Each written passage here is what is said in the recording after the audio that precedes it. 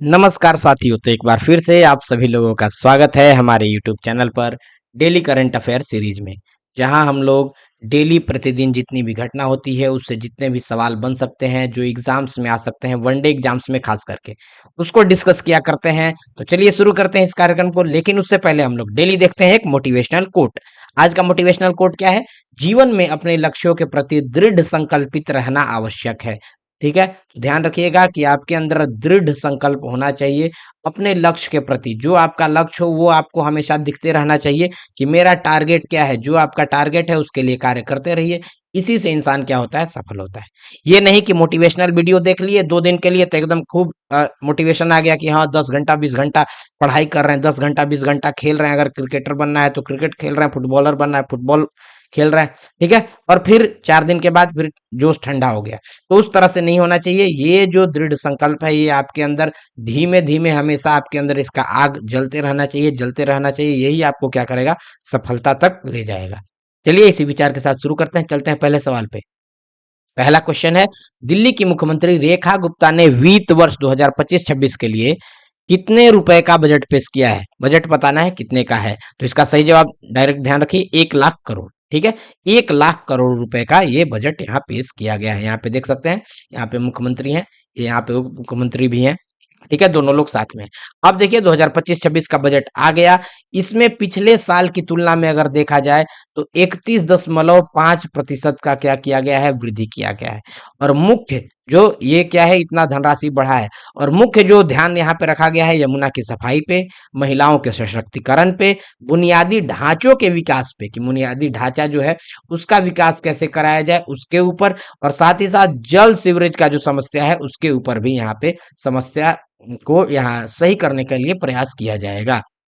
कुछ इसका हाईलाइट बिंदु देख लेते हैं। तो दिल्ली विधानसभा में 1 लाख करोड़ का बजट पेश किया गया है। पिछले बजट की तुलना में 31.5% की यहाँ वृद्धि हुई है। आयुष्मान योजना में 10 लाख का बीमा कराया जाएगा। साथ ही साथ महिला समृद्धि योजना के लिए 5100 करोड़ रुपए दिए गए हैं। 210 करोड़ रुपए गर्भवती महिलाओं के लिए आवंटित किया गया है। साथ ही साथ झुग्गी झोपड़ियों में जो झुग्गी झोपड़ी है उसके लिए भी 696 करोड़ रुपए, लगभग 700 करोड़ रुपए यहाँ दिए गए हैं। 50,000 अतिरिक्त कैमरे सुरक्षा के लिए लगाए जाएंगे अलग अलग जगहों पर।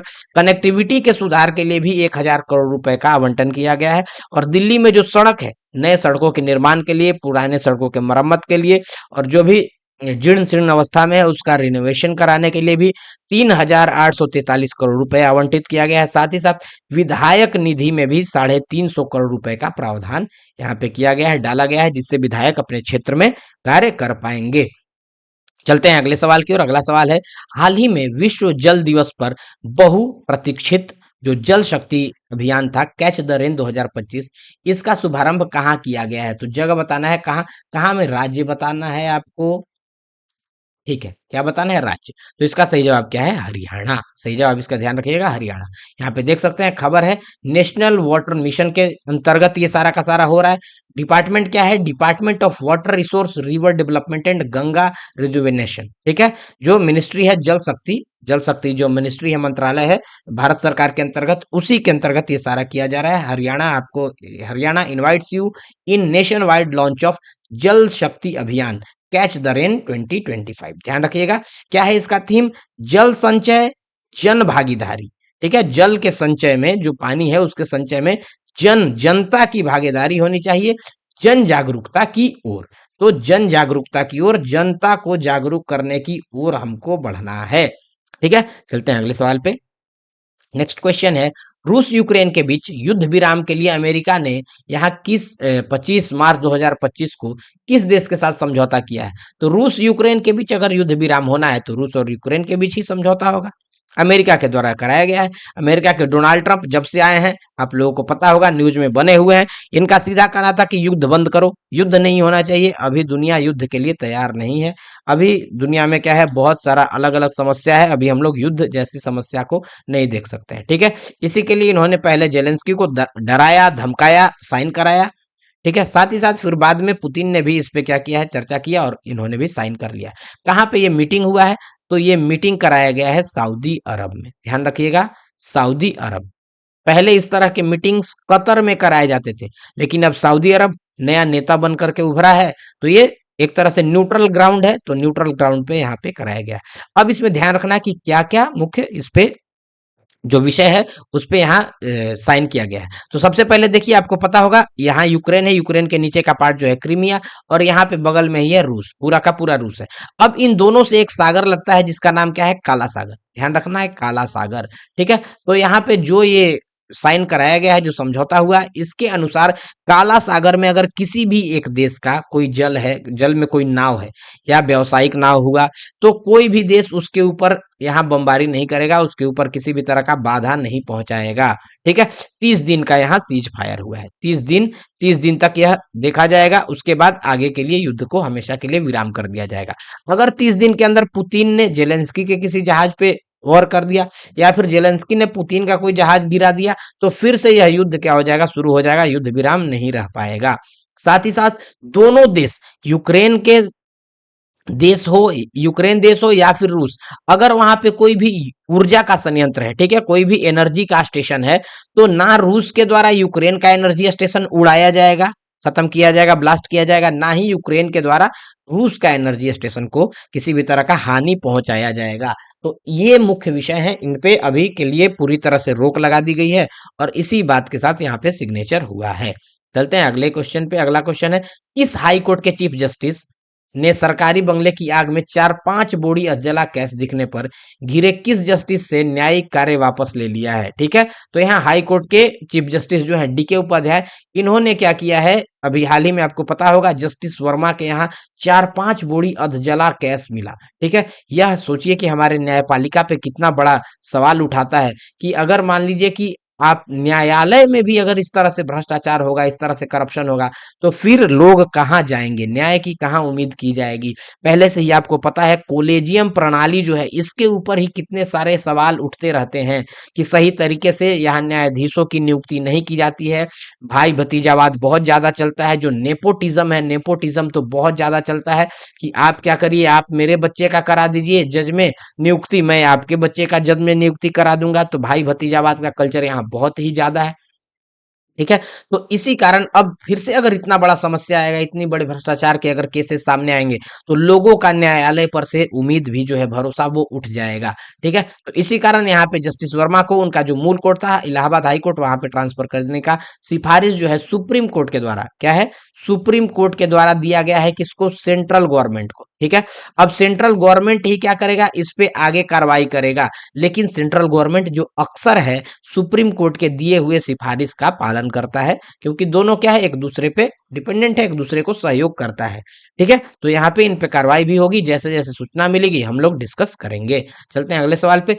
उच्च शिक्षण संस्थानों में छात्रों के मानसिक स्वास्थ्य से जुड़े मुद्दे को हल करने और साथ ही साथ आत्महत्या की जो घटना है, जो बढ़ती आत्महत्या की घटनाएं हैं, इसको रोकने के लिए नेशनल टास्क फोर्स गठित करने का आदेश किसने दिया है, किस संस्था के द्वारा दिया गया है। तो ध्यान रखिएगा, यह दिया गया है सुप्रीम कोर्ट के द्वारा। हमारा जो माननीय सुप्रीम कोर्ट है, तो उसके द्वारा यहाँ पे आदेश बनाया दिया गया कि एक नेशनल टास्क फोर्स बनाया जाए, एक नेशनल टास्क फोर्स बनाया जाए। इसका कार्य क्या होगा कि जो उच्च शिक्षण संस्थान है, जो हायर एजुकेशनल के लिए अलग अलग इंस्टीट्यूट हैं, उसके अंदर भी अगर छात्र पहुंच गए, मतलब कि एक एज पार करने के बाद, उतने मेच्योरिटी के बाद भी अगर उस जगह पे भी छात्र पहुंच के अपने मानसिक स्वास्थ्य से जुड़ा हुआ मुद्दा को हल नहीं कर पा रहे हैं, उससे जूझ रहे हैं, एंजाइटी से, डिप्रेशन से, जो वर्कलोड है उससे, और फिर आत्महत्या की ओर बढ़ रहे हैं, तो ये बहुत बड़ी समस्या है हमारे देश के लिए, अभी वर्तमान में युवाओं के लिए और आने वाले भविष्य के लिए भी। तो इसको टैकल करने के लिए यहाँ एनटीएफ गठित किया जाना है, तो इसका आदेश दिया गया है सुप्रीम कोर्ट के द्वारा। क्यों दिया गया आपको पता होगा, लास्ट ईयर 2023 में यहाँ दिल्ली आईआईटी, आपको पता होगा आईआईटी, अब आईआईटी जैसे हायर एजुकेशन इंस्टीट्यूट में भी अगर बच्चे सुसाइड कर रहे हैं, तो समझिए कि कितना बड़ा समस्या है हमारे देश के लिए। ठीक है, तो ये आईआईटी में 2 बच्चों ने यहाँ क्या कर लिया था, सुसाइड कर लिया था, और फिर इसके ऊपर एफआईआर हुआ था, जिसपे एफआईआर पे कार्रवाई करते हुए उस पे एफआईआर दर्ज करने का निर्देश दिया है। यहाँ पे इन्होंने केस किया था, ये एफआईआर भी दर्ज नहीं हो रहा था कोर्ट में, ये थाने में, तो फिर कोर्ट का यहाँ निर्देश आया कि नहीं, एफआईआर को दर्ज किया जाए, और साथ ही साथ एक एनटीएफ भी बनाया जाए, जो क्या करे, नेशनल टास्क फोर्स बने, जो पूरी तरह से इस पे अपना पूरा का पूरा एक तरह से समझिए मुहिम चलाए और इसको कंट्रोल कर सके। चलते हैं अगले सवाल की ओर। भारत और सिंगापुर ने समुद्री डिजिटलीकरण का मतलब क्या है? समुद्र में जाकर के कंप्यूटर चलाना नहीं है। जो भी सी के थ्रू, जो भी ओशियन के थ्रू हमारा व्यापार हो रहा है उसको पूरी तरह से डिजिटलाइज करना है। ठीक है। साथ ही साथ कार्बन उत्सर्जन में कमी लाना। कार्बन उत्सर्जन में, अब कार्बन उत्सर्जन को जीरो तक पहुंचाना है। क्या करना है? नेट जीरो हमको प्राप्त करना है। एकदम जीरो तो नहीं हो पाएगा, लेकिन लगभग लगभग जीरो तो वहां तक हम पहुंच सकते हैं, जिससे क्या हो, ग्रीन हाउस का जो उत्सर्जन हो रहा है उसमें कमी लाना है। ठीक है। इसके सहयोग के लिए किस समझौता पर यहाँ हस्ताक्षर किया गया है? तो समझौता का नाम बस बता दीजिए। समझौता का नाम इजी है, ध्यान रखिएगा। Green and digital, green and digital shipping corridor. यहाँ पे क्या किया गया है? शिपिंग कॉरिडोर, यहाँ पे ये जो इस नाम से। अच्छा, इसका शॉर्ट फॉर्म भी आप लोग ध्यान रखिएगा।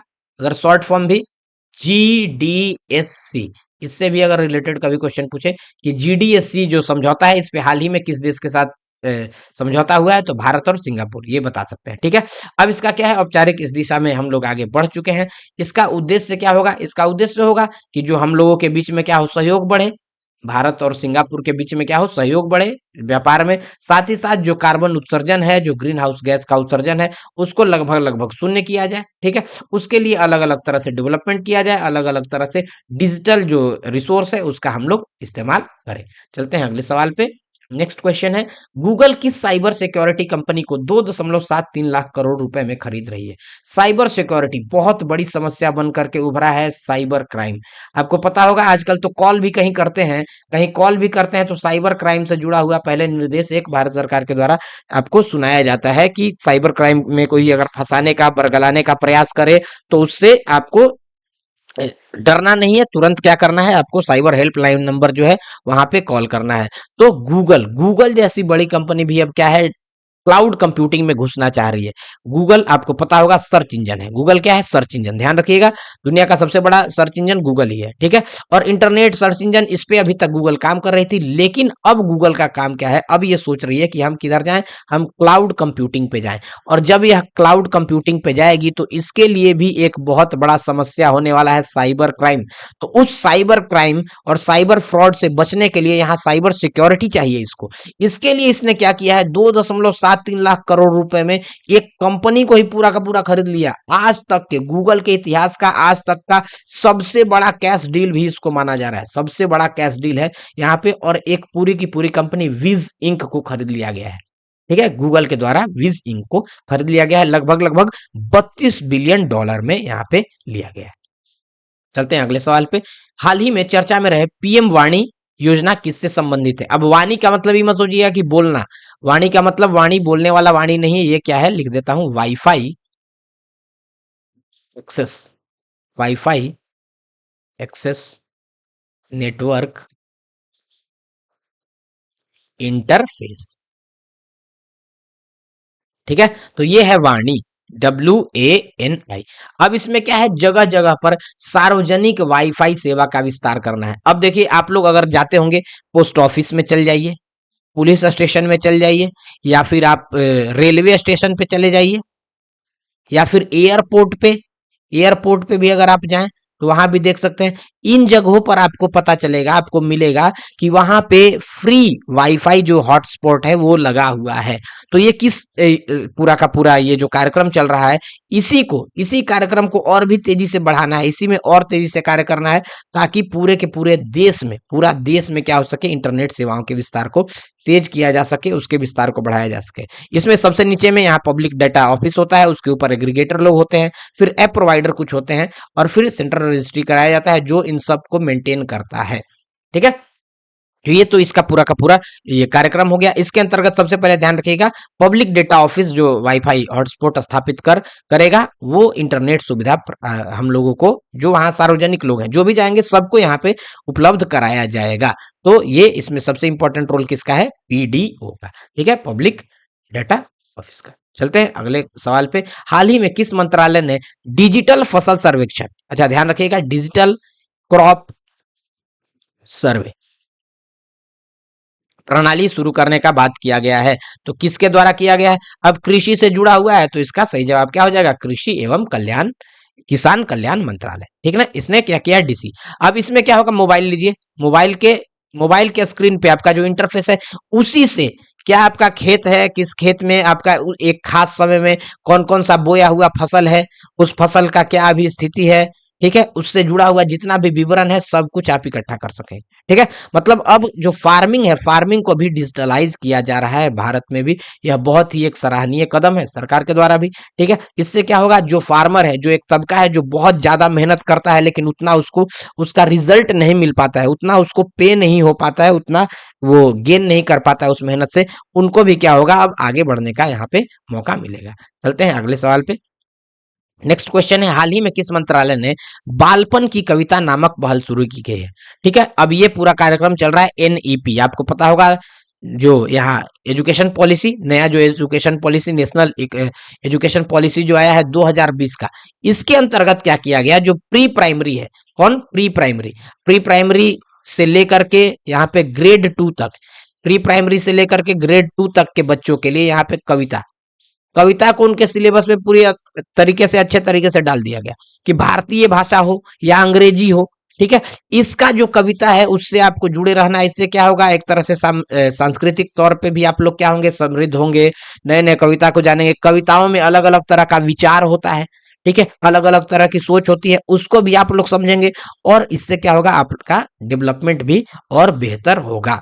ठीक है, तो युवा जो शिक्षार्थी हैं उनके बीच में देखिए, युवा शिक्षार्थियों के बीच में भारतीय कविता और कविताओं के बीच में, कविताओं को पुनर्जीवित और पुनर्स्थापित करना इसका लक्ष्य है। ये मंत्रालय किसके द्वारा, शिक्षा मंत्रालय के द्वारा यह कार्यक्रम चलाया जा रहा है। अगला क्वेश्चन है, नेक्स्ट क्वेश्चन क्या है हमारा, वरिष्ठ नागरिक आयोग की स्थापना करने वाला भारत का पहला राज्य। देखिए, बहुत ही यह एक समझिए कि सराहनीय कदम किसके द्वारा, केरला सरकार के द्वारा, केरला सरकार के सीएम ध्यान रखिएगा, पी विजयन। ठीक है, तो पी विजयन जो है, पिनराई विजयन, इनके द्वारा यहाँ पे हाल ही में 2025 में 19 मार्च के दिन यहाँ विधानसभा में केरल राज्य वरिष्ठ नागरिक आयोग विधेयक यहाँ पारित किया गया, और एक पूरा का पूरा कमीशन ही बना दिया गया सीनियर सिटीजन्स लोगों के लिए। ठीक है, तो ये केरल सरकार के द्वारा किया गया। इसमें अब सीनियर सिटीजन जो हैं, जो बुजुर्ग लोग हैं, जो वृद्ध लोग हैं, इनकी यहाँ पे पूरा का पूरा कल्याण करने का, इनका किस तरह से डेवलपमेंट हो, किस तरह से इनके लिए वेलफेयर स्कीम लाया जाए, उसके ऊपर केंद्रित पूरा का पूरा एक आपका कमीशन रहेगा और वो कार्य करेगा। देखिए, केरल से दूसरे राज्यों को भी सीखना चाहिए, क्योंकि बुजुर्ग जो लोग हैं, जो वृद्ध लोग हैं, उन लोगों को हर एक राज्य में सुविधा मिलनी चाहिए, तो दूसरे राज्य भी इससे सीखे तो यही हमारे देश के लिए और जो बुजुर्ग लोग हैं उन लोगों के लिए भी एक बेहतर कदम होगा। ठीक है, इसी के साथ जितने भी सवाल हो सकते थे वो सब हम लोग डिस्कस कर चुके हैं। ठीक है, अब हम लोग क्या करेंगे, अब आपसे एक गुजारिश, हर दिन गुजारिश करता हूं, अगर आपको लगता है कि ये वीडियो, ये कंटेंट जो है आपके सरकारी एग्जाम जो है उसके तैयारी में मदद कर रहा है, तो वीडियो को लाइक करना ना भूलें। लाइक करने के साथ मित्र लोगों के साथ शेयर भी कर सकते हैं, और चैनल को सब्सक्राइब अगर नहीं किए हुए हैं तो सब्सक्राइब कर दें, और अगर सब्सक्राइब किए हुए हैं तो इस बेल आइकन को जरूर दबा दें। बेल आइकन को दबा दीजिएगा तो जो भी नेक्स्ट वीडियो होगा, नेक्स्ट कंटेंट होगा, वो समय से यथाशीघ्र आप लोगों तक पहुंच जाएगा। ठीक है, तब तक के लिए अपना प्यार बनाए रखें, स्वस्थ रहें, मस्त रहें। जय हिंद, जय भारत।